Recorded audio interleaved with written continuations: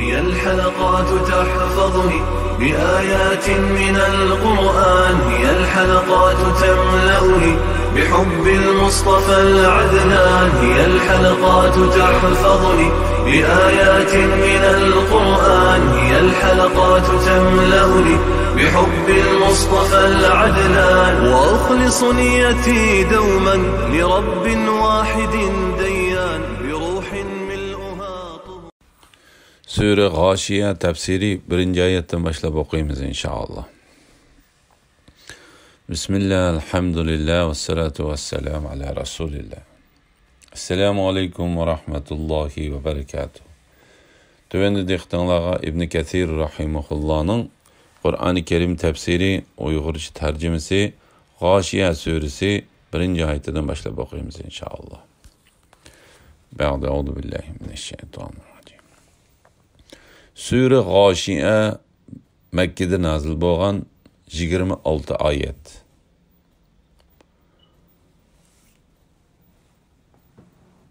Cüme namazıda A'la ve Gâşiye surelerini okuş toğrısıda.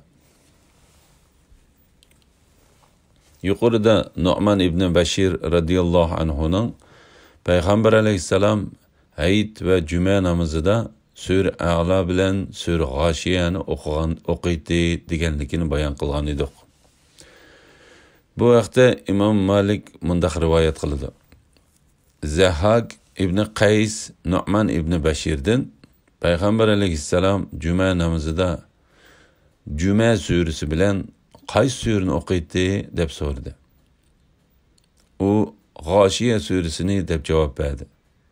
Bu eserini Abu Davud, Nesai, Muslim ve İbn Mace qatarlıqlarımı rivayet qildi. Bismillahirrahmanirrahim. Nihayeti şefkatlik ve mehriban Allah'ın ismi bilen başlayayım. Ey Muhammed sallallahu aleyhi ve sellem, sana hakikaten kıyametinin haberi geldi. Bu günde nurgun ademle har bolgucudur. Ola dünyada günah kılgıçılardır. Ahirette cepa tartışılardır. Ola harareti qattiq devzaq kirdi. Suları qaynab turgan bulaqdan sug'urildi. Ular uchun zarradan, ya'ni badbo'y ochiq tikandan boshqa yemeklik bo'lmaydi. Zari kishini samiritmaydi. Ochliqni pasaytmaydi. Qiyomat kunining bayoni va davzax ahlining bu kundagi ahvoli to'g'risida. İbn Abbas, Qatada, İbn Zayd qatarliqlar Gâşiye qiyomat kunining ismlarining biridir deydi. Chunki u kun hamma insonlarni o'z qorshog'iga oladigan bo'lib, hammaga umumyuzlik keladi. Qatada Alloh taolaning bu kunda nurg'un odamlar xor bo'lg'uchidir degan oyatining ma'nosi u kunda nurg'un yuzlar xordir deganlikdir dedi. İbn Abbas bu oyatning ma'nosi u kunda nurg'un yuzlar qo'rqidi, ularga amallari asqatmaydi deganlikdir dedi. Ular dunyoda gunoh qilg'uchilardir. Ahirette cepa tartışçılardır. Yani ular nurgun emellerini kılıp özlerini çarçatkan bolsumu kıyamet günü yanıla kızık otuq kirdi. Hafiz Abu Bakr Barqani Abu İmran Cuni'nin mundaq deganligini rivayet qildi. Ömer ibn Hattab radıyallahu anhu bir rahibning ibodatxonasining oldidan o'tib ketib ey rahib deb chaqirgan. Rahib ibodatxonasidan beshini chiqarib uni qaraganda Ömer radıyallahu anhu o rahib qarab yig'lab sağgan. O rahib ey mu'minlarning boshlig'i nimaga yig'laysan deganda Ömer radıyallahu anhu men Alloh taolaning kitobidagi ular dunyoda gunoh qilg'uchilardir, oxiratda jafo tortquchilardir. Ular harorati qattiq do'zaxga kirdi degan oyatni eslab qoldimda Şunun yığladım deb cavab bergan. La ilahe illallah Muhammed Rasulullah. İmam Buxari İbn Abbas radıyallahu anhumanın Allah Taala'nın ular dünyada günah qilg'uchilardir, oxiratda jafo tortquchilardir degan oyatidan xristianlar ko'z tutiladi deganligini rivoyat qildi. Ekrima va Suddiylar bu oyatning ma'nosi ular dunyoda gunoh ishlarni qilg'uchilardir, oxiratda bo'lsa azob va halokatga uchrab do'zaxda charchig'uchilardir deganlikdir dedi. Ular harorati qattiq do'zaxga kirdi. Bu oyatning ma'nosi haqida Ibn Abbas, Hasan Basri va Qatada qatorliqlar ular o'ti nihoyat qattiq, qiziq bo'lgan do'zaxga kirdi dedi. Suvlari qaynab turgan buloqdan sug'uriladi. Bu oyatning ma'nosi haqida Ibn Abbas, Mujahid, Hasan Basri va Suddi qatorliqlar ular qiziqligi va harorati eng yuqori pallaga yetgan buloqning suyidan sug'uriladi dedi. Ular uchun zaridan, ya'ni badbo'y ochiq tikandan boshqa yemekliklar bo'lmaydi. Ali ibn Abu Talha ibn Abbasning u o'tdan yasalgan bir daraxtdir deganligini rivoyat qildi. Ibn Abbas, Mujahid, Ekrima, Abu Javzai va Qatada qatorliqlar u Shubruq deb atilgan daraxtning dal o'zidir dedi. Qatada Quraysh qavmi bu daraxtni yoz faslida Shubruq, yoz faslida Zari deb ataydi dedi. Ekrima u bo'lsa tikanlik, yegi chaplashib o'sadigan bir o'simlikdir dedi. İmam Buxoriy Mujahidning Zari bo'lsa Shubruq deb atiladigan bir turlik o'simlik bo'lib, Hijozliklar uni qurigan chaqda Zari deb ataydi. U zaharlikdir deganligini rivoyat qildi. Muammar Qatadaning u bo'lsa aslidagi Shubruq daraxti bo'lib, qurigan vaqtida Zari deb atiladi deganligini rivoyat qildi. Said Qatadaning Alloh taolaning ular uchun Zaridan, ya'ni badbo'y ochiq tikandan boshqa yemeklik bo'lmaydi degan oyatining ma'nosi ularga beriladigan tamoqlardek eng nachar, eng paskina tamoq yo'qdir deganlikni rivoyat qildi. Izohat. Ya'ni Umar radhiyallohu anhu Alloh taolaning roziligiga erishiman deb ibodat qilib o'zini charchatgan, lekin qilgan ibodati Alloh taolaning ko'rsatgan yo'li orqali bo'lmag'achqa do'zaxga kiradigan rohibning holiga qarab Alloh taolaning ular dunyoda gunoh qilg'uchilardir, oxiratda jafo tortquchilardir, ular harorati qattiq do'zaxga kirdi degan oyatini eslab yig'lagan. Zari kishini samiritmaydi, ochlikni pasaytmaydi. Ya'ni u tamoq bilan qo'saq to'maydi va ochlik yo'qolmaydi. Bu kunda nurg'un kishilar borki, ular ne'mat bilan xushaldir. Bu dunyoda qilgan sa'iy amallardan mamnundir. Ular oliy jannatdadir. U yerda yomon so'z anglamaydi. U yerda buloqlar eqib turadi. U yerda egiz taxtlar, qator tizilgan qadahlar, rat qo'yilgan yostiqlar, selingan esil besatlar bor. Jannat ahlining qiyomat kunidagi ahvoli to'g'risida Alloh taolo yuqoridagi oyatlarda do'zax ahlining qiyomat kunidagi ahvollarini bayon qilgandan keyin bu oyatlarda jannat ahlining qiyomat kunidagi ahvollaridan xabar berishga boshlab mundaq deydi. Bu kunda nurg'un kishilar borki, ular ne'mat bilan xushaldir. Ya'ni nurg'un yuzlar qiyomat kunida ne'matdan xushal bo'lgan qiyofatda bo'ladi. Bu ne'matlar ularning qilgan yaxshi amallari va ko'rsatgan tirishchanliklari orqali qo'lga kelgandir. Bu dunyoda qilgan sa'iy amallardan mamnundir. Sufyan Bu ayetning ma'nosi ular o'zlarining amallaridan rozi bo'lgan holda bo'ladi deganlikdir dedi. Ular oliy jannatidir. Ya'ni darajadan yuqori bo'lgan jannatning nurli qasrlarida xotirjam holda bo'ladi. U yerda yomon so'z anglamaydi. Ya'ni ular jannatda foydasi yo'q so'zlarni anglamaydi. Alloh taolo bu vaqtda mundaq deydi. Ular jannatda behuda so'z anglamaydi. Faqat farishtalarning ularga bergan salomini anglaydi. Salomini anglaydi. Bu ularning qilgan yaxshi amallarini mukofotlash uchundir. Ular jannatda behuda va yolg'on so'zlarni anglamaydi. U yerda buloqlar eqib turdi. Ya'ni uningda eqib turadigan nurg'un daryolar bor. Bu vaqtda Ibn Abu Hatim Abu Hurayradan Payg'ambar alayhissalomning mundaq deganligini rivoyat qiladi. Jannatning daryolari to'pilikning ostidan, ya'ni yana bir rivoyatda misk teg'ining ostidan etilib chiqadi.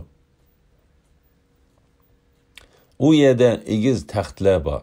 Ya'ni jannatda hur parilar ustida o'ltirayotgan yumshoq va qatma-qat silingan ko'rpilari bor, egiz karvatlar bor.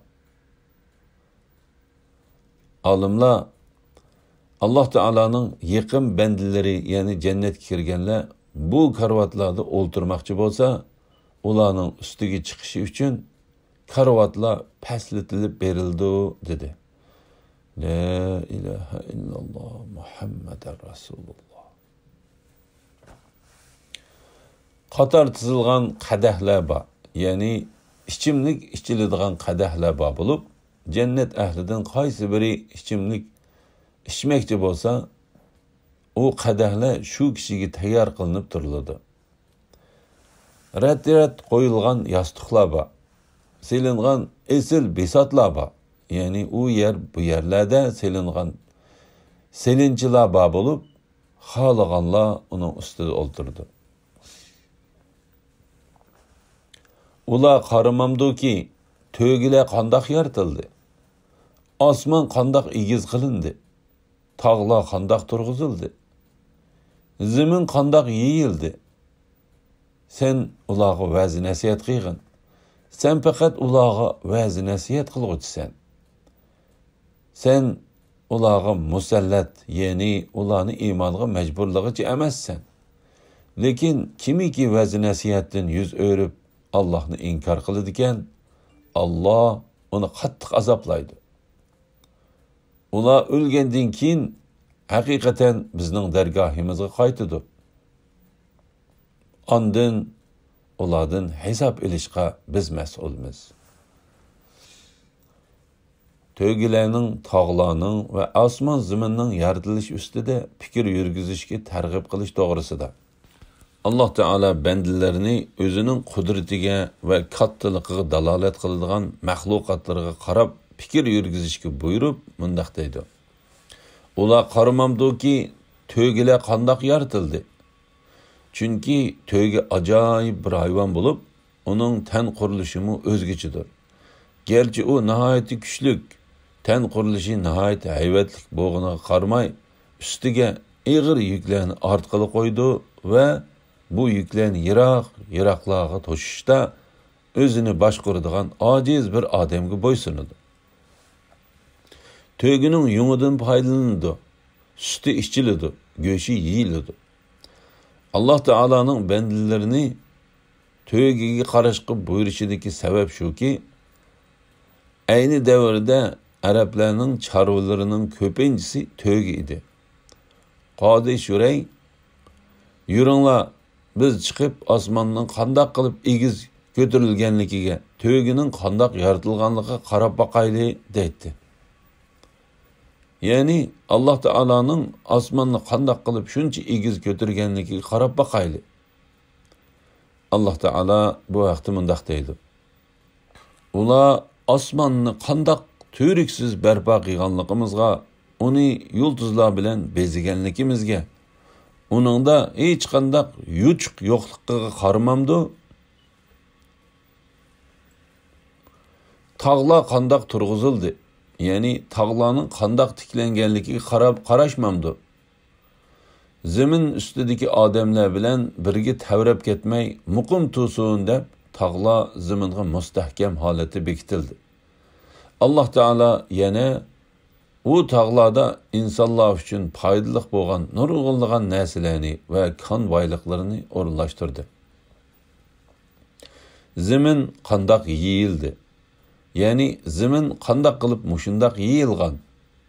Alloh taolo nadon, bilimsiz arablarga ularning minayotgan to'g'isi ustidagi osmon, ko'z oldidagi tog', oyoq ostidagi zemindan iborat turmuşida daim mavjud bo'lib turgan bu narsalarni so'zlash orqali u narsalarni yaratgan zotning cheksiz borligiga ishorat qilgan. Shundaqla u zotning hammani yaratgan, hammani tasarruf qilib turadigan, hammaga ega bo'lgan, ibodat qilish faqat uningga xos bo'lgan ulug' bir zot ekanligini bildirishni maqsad qilgan. La havla va la quvvata illa billah. Zamam ibn Su'labaning qissasi to'g'risida. Zamam Payg'ambar alayhisalomdan savol so'raganda mana mushunda qasam ichgan edi. Buning tafsiloti mundaqdir. İmam Ahmad Sabit'ten Anas radıyallahu anhu'nun mundaq deganligini rivoyat qiladi. Biz Payg'ambar alayhisalomdan bir narsa to'g'riliq savol so'rashdan cheklangan edik. Şuna aqli ushi joyida bo'lgan sahrolik arablarning kelib Payg'ambar alayhisalomdan savol so'rashini shu orqali bizning ular so'rgan narsalarni bilib olishimizni orzu qilatdik. Bir kuni bir sahrolik arab kelib Payg'ambar alayhisalomga: "Ey Muhammad sallallohu alayhi vasallam, sening bir elchin biz tarafga kelib, sening meni Alloh taolo avatdi deganligingni yetkizdi" dedi. Payg'ambar alayhisalom: "U rost aytibdi" dedi. Sahrolik arab: "Undaqda osmonni kim yaratdi?" dedi. Payg'ambar alayhisalom: "Alloh" dedi. Sahrolik arab: "Zaminni-chu?" dedi. Payg'ambar alayhisalom: "Alloh" dedi. Sahrolik arab: "Undaqda kim bu tog'larni bundaq tiklab, uningda shuncha boyliqlarni qildi?" dedi. Payg'ambar alayhisalom: "Alloh" dedi. Sahrolik arab: "Osmon bilan zaminni yaratgan, tog'larni tiklagan zotning nomi bilan qasamki, seni Alloh taolo payg'ambar qilib avatdimi?" dedi. Payg'ambar alayhisalom: "Ha" dedi. Sahrolik arab: "Sening elchin biz bir kech kunduz 5 vaqt namoz o'qishimiz kerak deydi-ku" dedi. Payg'ambar alayhisalom: "U rost aytibdi" dedi. Sahrolik arab: "Seni avatgan Alloh taoloning nomi bilan qasamki, sana bu ishlarni Alloh taolo buyurganmi?" dedi. Payg'ambar alayhisalom: "Ha" dedi. Sahrolik arab: "Sening elchin bizning mollarimizga zakot berishimiz kerakligini aytdi" dedi. Payg'ambar alayhisalom: "Rost aytibdi" dedi. Sahrolik arab: "Seni avatgan Alloh taoloning nomi bilan qasamki, sana buni Alloh taolo buyurganmi?" deb so'radi. Payg'ambar alayhisalom: "Ha" dedi. Sahrolik arab: "Sening elchin yana bizning har yilda Ramazon oyida ro'za tutishimiz kerakligini bu aytdi" dedi. Payg'ambar alayhisalom: "Ha, u rost debdi" dedi. Sahrolik arab: "Undaqda seni avatgan Alloh taoloning nomi bilan qasamki, sana bu ishni Alloh taolo buyurdimi?" dedi. Payg'ambar alayhisalom: "Ha" dedi. Sahrolik arab: "Sening elchin bizdan kuchi yetgan kishilarning Ka'baga berib haj qilish kerakligini aytdi" dedi. Payg'ambar alayhisalom: "Rost debdi" dedi.